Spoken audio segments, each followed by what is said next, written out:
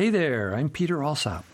This week we'll chew on a song from a musical stage play I wrote with Ellen Geer, Pie in the Sky. It ran as part of our 1987 theater season at the Theatricum Botanicum here in Topanga. The song is Home Where the Heart Is. It opens the play and sets the stage for our story that takes place in the small American town of Avocado, California.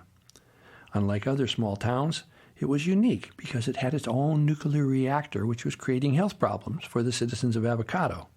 The kids of the town wanted to get rid of it, but the grown-ups were slow to respond. The play is based on the old fable of the Pied Piper who rid Hamlin Town of its plague of rats. He played his magical flute, and all the rats followed him and his music out of town and into the sea. But when the townspeople of Hamlin refused to pay him what they'd agreed upon, the Pied Piper charmed all their children and led them dancing and singing out of town into the nearby mountain, never to be seen again. The moral is that it doesn't pay in the long run to be dishonest and greedy. That seems to be a familiar lesson that we humans seem to need to learn over and over and over again. Owning lots of things doesn't bring happiness and love. So, here's the opening song from Pie in the Sky, Home Where the Heart Is. Once upon a time, not too long ago, in fact, it might be now, there was a small town in a medium-sized state in a powerful country and a huge world that was actually a tiny, tiny planet called Earth. In this small town, there lived mothers and fathers and school teachers, and one mayor, one librarian, one preacher, one policeman, a town drunk, an odd janitor, and kids! Lots and lots of kids! The town of Avocado has a women's club, a lions club, a chamber of commerce that doesn't get on too well with the town council, and a PTA that can't understand why the school needs a booster club too. Each morning, the first rays of sun shine down over that high hill that views the valley, that holds the houses, with paths that lead to the sea. This is a town that loves not being a city.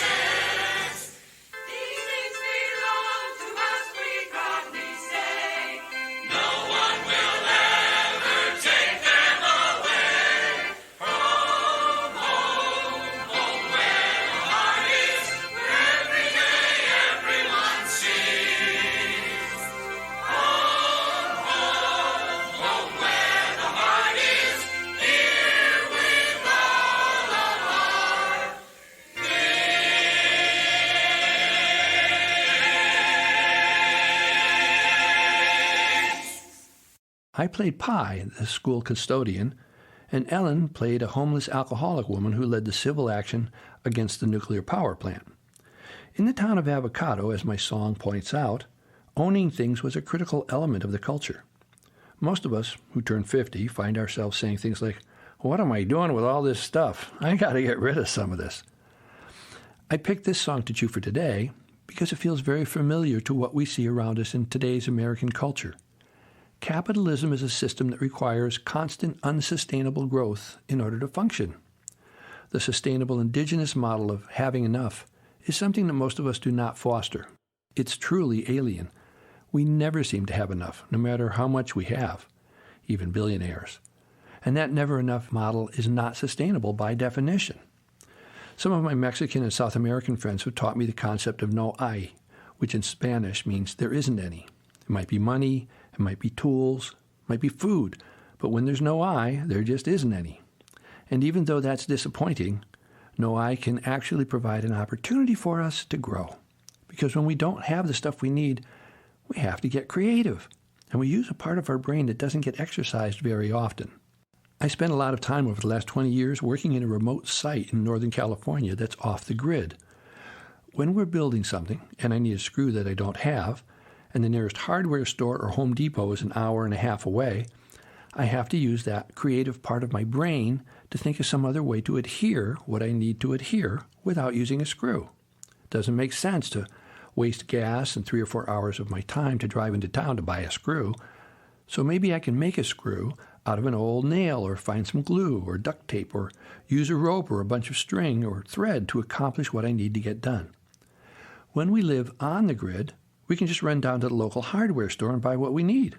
It's efficient, but when we don't use that part of our brain that helps us figure out how to find other solutions to our problem, that part of our brain can atrophy. Some of us see everything as a problem, and we've learned that many problems don't seem to even have a solution. So thinking that way doesn't help. But what I've learned to do when there is no I is to think about my problem as a puzzle. It creates a much brighter story because if it's a puzzle, it just means that I haven't found the missing piece yet. In these days of disaster capitalism, where every individual, family, or organization feels that we have to look out for ourselves, where it's next to impossible to find someone to help us when we need help, we learn to be suspicious and never trust others. When our story is that we can only trust ourselves, we live in fear and learn to ask the question, what's in it for me, instead of how can I help you? And it's next to impossible to build a healthy community when we harbor these kinds of thoughts in our head and our hearts. So, if home is where the heart is, our homes need to be safe places for us to explore options, to make mistakes and regroup, to give and receive support from all those neighbors and friends and family folks around us, because we value each other more than we value our belongings. That's plenty to chew on for now. It helps to take a good look at the person who looks back at you in the mirror and ask them how they feel about how their life is going and what they might like to change, and then really listen to what they have to say. We all want to feel better about how we're operating in this world around us. Thanks for stopping by. I'm Peter Alsop, and I'll be back next week with another song to chew. Bye for now.